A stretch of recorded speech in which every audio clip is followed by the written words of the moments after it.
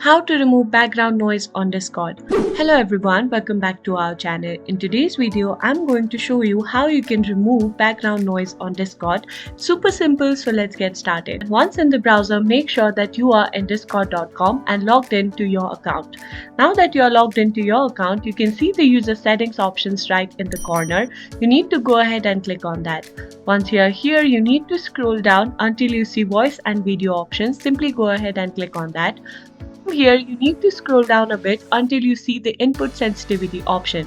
Here, as you can see that the cursor has been set to -60 decibel, and when I talk you can see that the grey bar goes up and down.